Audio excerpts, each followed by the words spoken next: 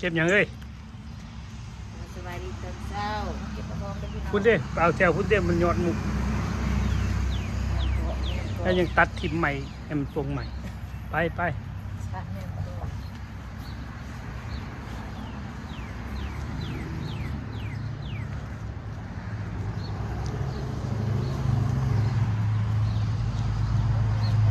เอ้ยเก็บน้ำหอมเสริมไปกินกับก้อยไก่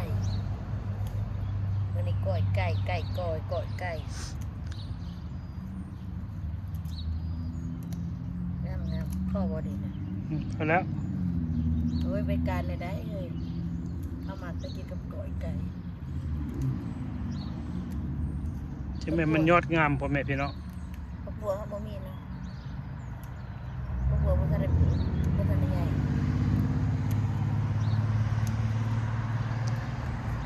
ก้อยไก่ก้อย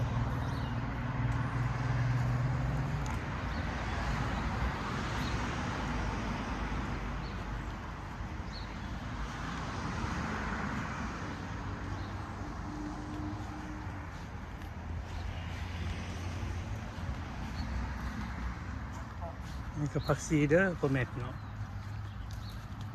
ผักชีหอม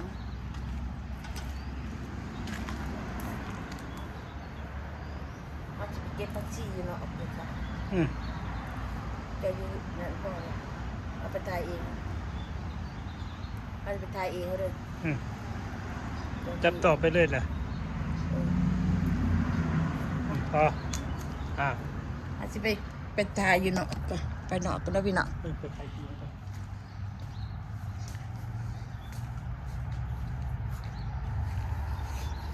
ไปค่ะ นี่อยู่ที่ ยางดอกฮะอิหยังเจ้าคนน่ะ โน่เด็ดมือใด เจ้ามาหลังแน่ตีโอ้ยแบบตัวเองเฮ็ดเองได้นะไปหาเก็บเป็นผักชีก็มีบ่มาพี่น้องเก็บผักชีนำกันไปกินกับก้อยไก่มื้อนี้ฮอลิเดย์วันฮอลิเดย์พี่น้องพักก็จุโขชุคนนั่นล่ะอยู่อเมริกานะพักน่ะ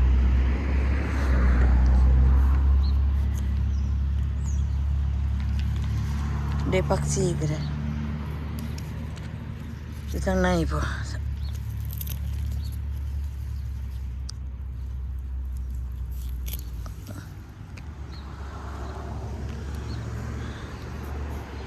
จะออกมาบ้านหน่อยก่อนโอ้หญ้าไม่ใช่ได้รกก็บ่ได้รกดิหญ้าเครือหญ้านี่ต้นใหญ่นะพี่น้องมันใหญ่นี่หญ้าใหญ่เบิ่งผักชีก็มีบ่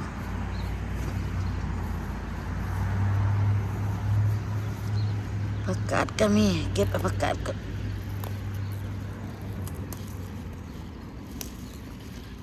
ฝนตกได้ผักชีพี่น้องมันบานไปน้ำปลาน้ำลงนะเอาแต่มันจะเกิดตัวได้เกิดก็กินตัวได้บ่เกิดก็บ่กินนะพี่น้องต้นใหญ่ๆแล้วนี่โอ้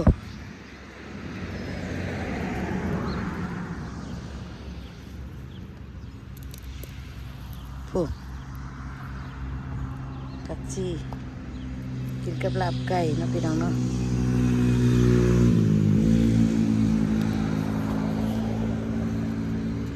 ต้นมันพายุในป่ะโอ้ต้นนี้แห้งใหญ่พี่น้องเอ้ยนี่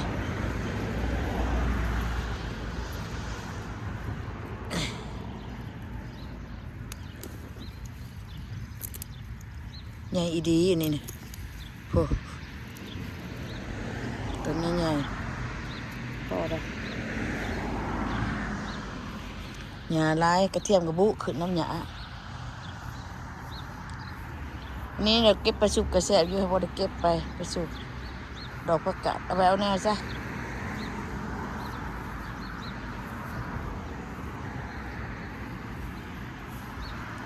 เพราะว่าทางในก็จะได้โรคขิมเบิดละ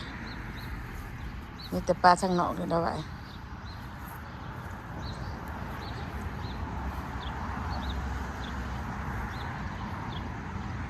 น้ำหมอกหลายน้ำหมอกซาไปเก็บผัก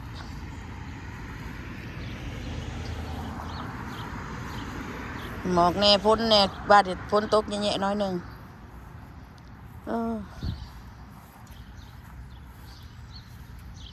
พ้นตกแย่ๆในดีผักกาดต้นเสียเอาไหนมันมาหวานอีกก็บนใดมันบ่มีผักอันนี้ก็สิหวานกินกับลาบไก่ก็แซ่บอยู่โอ้เห็นบ่อ่อนๆตัวนี้ไปกินกับลาบไก่มันยังดอกมันก็เอากินกับลาบไก่ก็แซ่บอยู่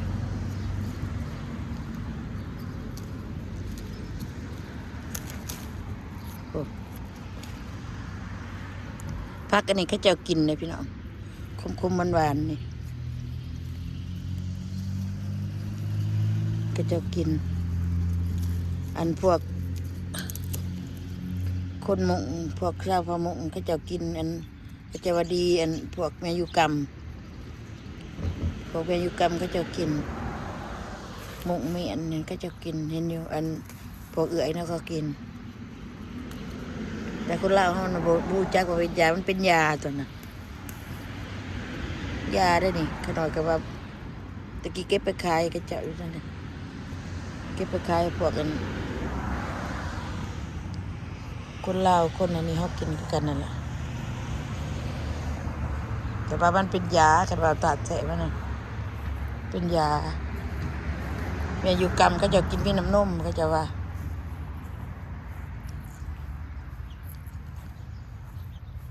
แต่ก่อนกระโดดก็บ่กินหรอกว่ากินน้ำเอื่อยเพื่อนเอื่อยเพื่อนเอาไปไปแกงแซ่บซะก็แซ่บอีดีไม่ครบคนบ้านนะ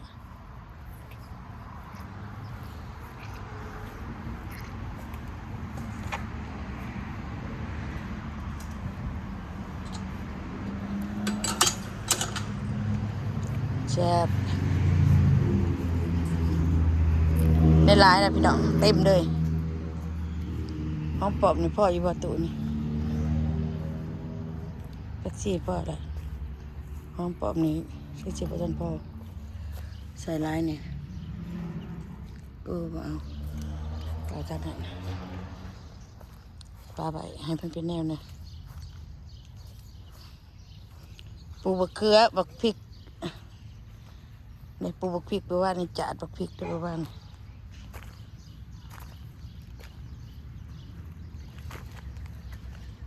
จัดปักพริกจัดปักป้อม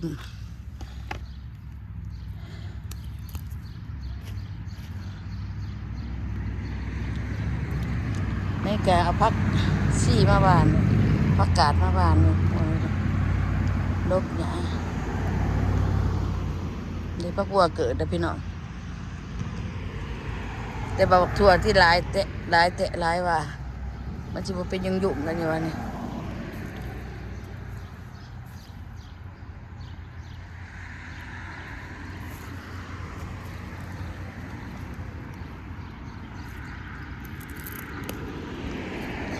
สิ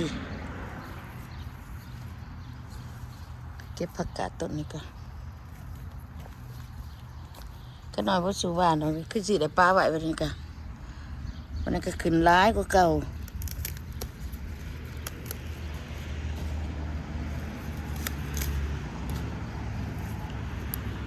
ก็ปักใหญ่นึงพอ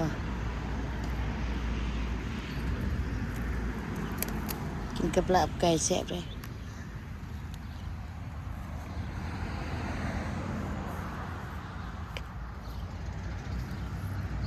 จันมาเสาน้ำหมอกได้เอาประกาศมาโหอีกก็แซ่นี่ประกาศพักชีเพราะว่าพักกันกระเทียบเนี่ยมันจะเป็นดอกนะพี่น้องมันก็ได้สีใหญ่ขึ้นนะมันสูงดากาสีเอาประกาศกับพักชีมาบานใส่ไปกินได้ปลูกเมื่อก่อนเนี่ย เชอรี่เพราะว่าต้นนี้เพิ่นตายต้นพั่มตายก็ได้เอาต้นนี้มาแทนซะจะเป็นหยังตายกับบ่ฮู้นี่แหละงาเป็น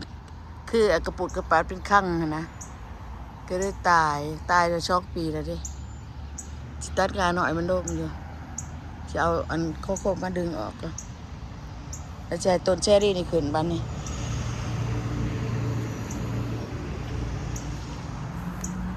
เชอรี่ขนาดปลูกไว้ก่อนเนี่ยจะลอยนะว่ามันเชอรี่ขอโทษป่งเด้อเด้ออกได้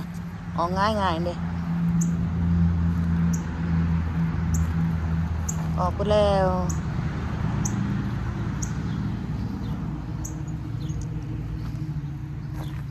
ออกไปแล้ว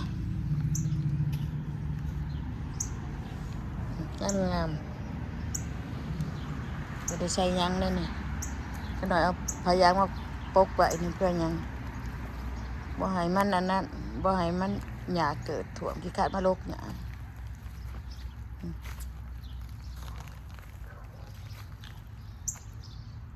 ถ้าตัวนั้นเพิ่นคือมีแต่2ต้นคือว่าใส่หลายต้นคือว่ามีแต่2ต้น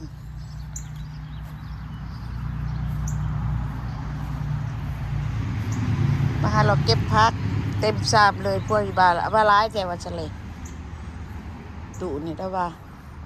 ร้ายแล้วกระโดดขาดออกมาเก็บร้ายเถื่อหลังนี่ก็เลย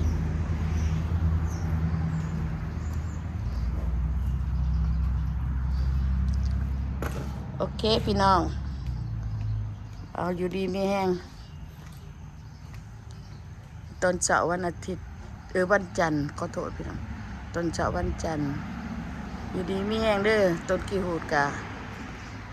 ใบยังอ่อนอยู่เก็บไปทันใดเอาโจกมาดำรวยพี่น้องจูกูจูคนFCเอาไว้